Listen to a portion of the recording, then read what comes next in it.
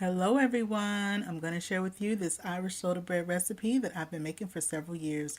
First, we're going to go ahead and use some unbleached all-purpose flour. Be sure to level off your flour, and when I'm scooping my flour, I go ahead and I aerate a little bit, or either you can use a spoon and scoop it right into the measuring cup. And that was 4 cups plus 2 tablespoons of flour. Next, I put in my sugar. I'm putting in 4 tablespoons of sugar. We're also going to put in a little bit of salt, and I'm putting in 1 teaspoon of salt. Now in the description box or caption below, I will have a list of all the ingredients you need to make this Irish soda bread. We also put in, of course, some baking soda, and that was 1 teaspoon of baking soda.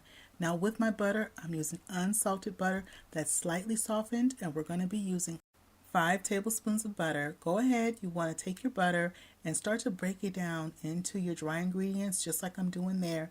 Now these steps are important because if you don't get it right in the beginning, it won't come out right in the end. And so what you want to do is you want to make sure that you work that flour and butter together. And beat 1 large egg that I have at room temperature, and then we're also going to add some buttermilk. This is 1 3/4 cup of buttermilk. Now you want to be sure to blend the egg and the buttermilk until they're well combined, and then we're going to take that mixture and slowly pour it into our dry ingredients. We're going to use our spatula and gently start folding our dry ingredients from the bottom to the top and fold everything in. Being sure to rotate your ingredients from the bottom of the bowl to the top. You're going to do this with your spatula until a shaggy dough forms. Now once a shaggy dough starts to form in your bowl, you're going to switch from your spatula to your hand. You're going to gently knead your dough in your bowl until the dough pulls away from the sides. I'm going to put a little flour down on my work surface, and then I'm going to knead my dough several times until a nice soft dough ball forms.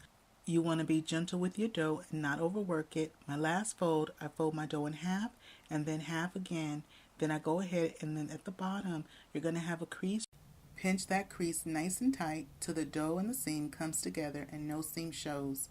My oven is baking and preheating on 400 degrees.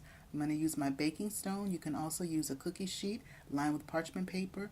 You want to score your dough, and we're going to just put a nice X right on top, just like that. The reason why we do this is because when your bread bakes, you want to give it room to expand so it'll bake up evenly. My bread is out of the oven. It baked at 400 degrees, and your bread will bake anywhere from 45 to 55 minutes. You want to let your bread completely cool before you go ahead and slice it. I'm going to serve mine with some nice softened butter and a little bit of strawberry jam. You can also add currants or raisins to your dough before baking. Be sure to follow for more.